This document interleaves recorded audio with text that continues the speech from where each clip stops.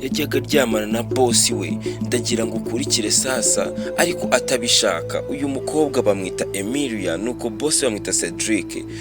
Ndagira ngo ukurikire sasa. Cedric yatotezaga uyu mukozi wiwe, akajya avuga ati we buri munsi ugomba kubinkorera, ndagira ngo nkwereke. Byari umunsi umwe, nuko ako kanya Emilia aba agiye ku kazi, nuko akabwira umusaza ati ngiye ku kazi, ntabwo ndi buze gutinda, nizere kuri buze kwita kuri buri kintu cyose kiranga mu rugo. Ako kanya muri umuntu aba arimo arikina akabiyari, bamwita David, akamubwira ati nta kibazo ndaza kubikurikirana. Ndagira ngo ndorere sasa. Ako kanya bahita batwereka Cedric ari mu biro byiwe, nuko Emilia akinjira. Ndagira ngo ndorere sasa. Araza, nuko Cedric aba ari muri telefone arimo aravugana n'abandi bakiriya cyangwa se n'abandi ba client biwe. Nuko Emilia aravuga ati ntabwo naca ngaha ntagusuhuje boss, nagira ngo rero ngusuhuze. Ako kanya Cedric avuga ati subizi sibyo nagutegetse, ni nabyo ugomba gukora buri munsi kandi urabizi, ntukajye ugira ikibazo mpari. Ako kanya Emilia atangira kugira ubwoba. Ndagira ngo ndorere sasa. Ako kanya Cedric avuga ati kandi ibintu ngiye mba ndi kukubwira uba ugomba kubikora, ntihagire n'umuntu n'umwe ugomba kubibwira. Ticeceka aho ngaho ntukagira ikintu uvuga, ndavuga nawe ukavuga. Ati ntukagire ikintu uvuga, urabizi ntuzakora igikorwa cy'ubuswa cyo kugira ikintu uvuga kibera aha ngaha.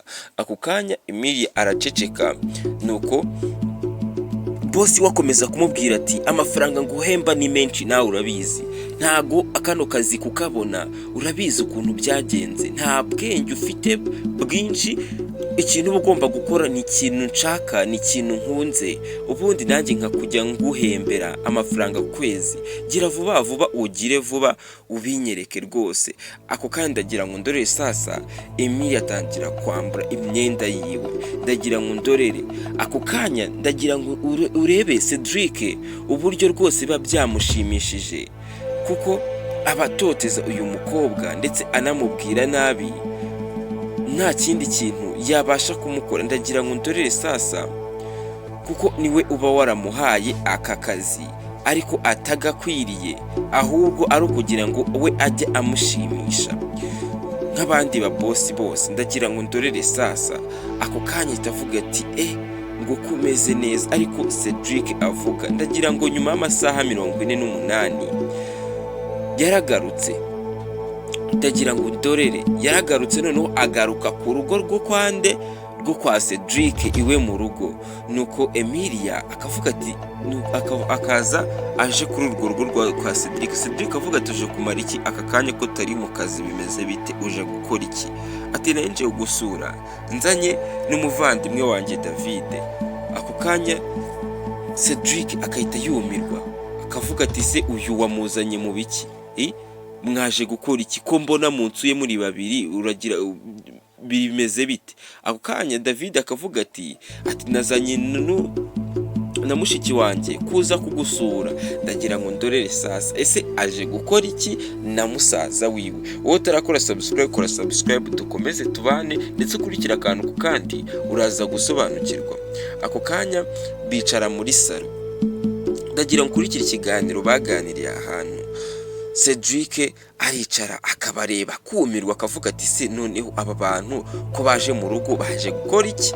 Ndagira ngo ndorere sasa. Cedric avuga ati ese bimeze bite, amakuru yanyu niki kibagenza?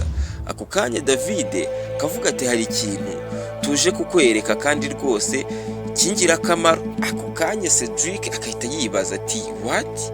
Ati hari ikintu tuje kukwereka nyine kigiki? Ndagira ngo mubanze mumbwize ukuri, mumbwire ikintu muje kunyereka. Nuko David akavuga ati ibintu wakoze rega ntago byatuma bitakugaruka. Ariko David avuga ndagira ngo ndorere sasa.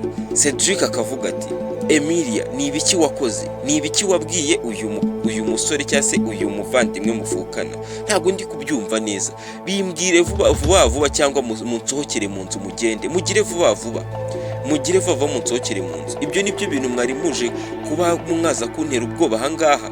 Ndagira ngo ukurikire sasa mbere yuko uyu Emilia yinjira cyagiye mu biro by'uyu Cedric yari yafunguye telefone iri kurikodinga, ubundi arakomanga baramubwira ati injira. Amaze kwinjira ibintu byose ndagira ngo ukurikire sasa byabereye aho hantu byose uyu Emilia yari yabirikodinze, ndagira ngo ndorere sasa. Ako kanya yahise avanayo telefone amwumvisha amajwi yose y'ukuntu yamwatse buri kimwe cyose, ahita atungurwa. Uyu Cedric ahita atungurwa, ahita avuga ati noneho bindangiriyeho. Ako kanya Emilia rwose ubona ko yarakaye, ndagira ngo ukurikire sasa. Cedric atangira kuvuga ati none se mwayasibye, ndakwinginze nsibira iyo rikodi, ni ukuri rwose byaba byiza rwose muyisibye mwabana mwe. Nuko ako kanya David musaza akavuga ati ntago bishobora gukunda rwose. Nuko Cedric akavuga ati se birasaba angahe kugira ngo basi byibuze. Nuko ako kanya David akavuga ndabona utari kuduhereza agaciro katwigendere. Ako kanya basaba amafaranga, ati nangahe amafaranga, twasabye miliyoni 20. Aho akahita avuga ati reka tuzikohereze, ibaze miliyoni 20. Uyu Cedric ahita afata telefone ye akazohereza, akavuga ati mwayabonye, ati reba bareba kuri balance ngasiba iyo rikodi. Ariko Cedric avuga bareba akabona amafaranga bayabonye, bakimara kuyabona ngo uzikayohereje aya mafaranga, ati rero musibe iyo rikodi. Nuko kanya David akahita avuga ati iyo rikodi yohereze polisi ahubwo.